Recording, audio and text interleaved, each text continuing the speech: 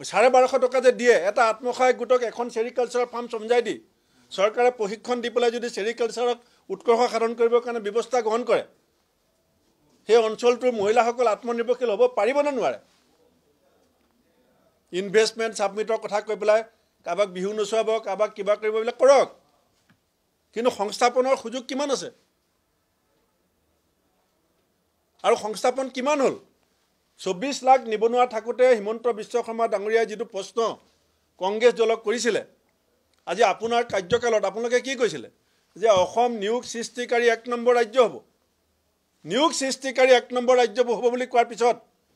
বিজেপিয়ে দায়িত্ব লওঁতে যিখন ৰাজ্যত 24 লাখ নিবনুৱা আছিল এটা 12.5 লাখ নিবনুৱা বাঢ়ি গ'ল সেই কথাবিলাক ঢাকিবৰ কাৰণে কাৰোবাৰ ঘৈণীয়েকৰ পিছত লাগি থাকে আগতে মূল ঘৈণীৰ বিৰুদ্ধে লাগিলে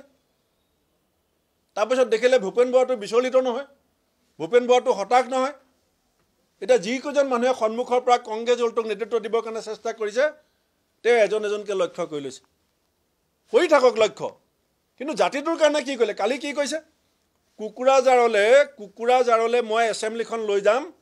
অসমত সমন্বয় এটা বাৰ্তা মই মুখ্যমন্ত্ৰী হিচাপে প্ৰতিষ্ঠা কৰিলো কুকুৰাজাৰলে এছেম্বলি লৈ গৈ আছে যোৱাবাৰ বাজেটত 50 কোটি টকা কমি আহিলে এবাৰ কুকুৰাজাৰত সেন্ট্ৰেল গভৰ্ণমেণ্টৰ এই হৈ যোৱা বাজেট অধিৱেশনত কুকুৰাজাৰক যোৱাবাৰতকৈ 50 কোটি টকা কমাই দিলে উন্নয়ন লাগে নে আপোনাৰ ভাষণ লাগে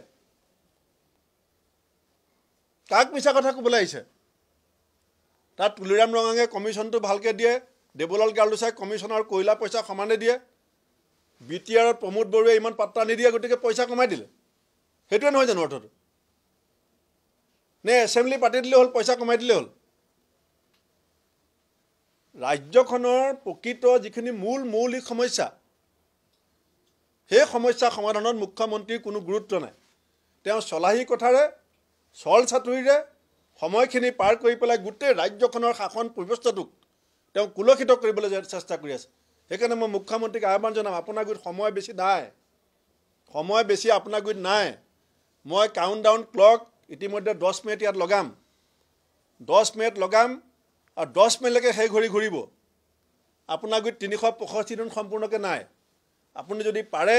এই 36,46,000 নিবনুৱা সংস্থাপনৰ বিষয়ত গুৰুত্ব দিয়ক আপুনি যদি শক্তি আছে এতিয়া আছুখতি ত্ৰিপাক্ষিক বৈঠকত বহিব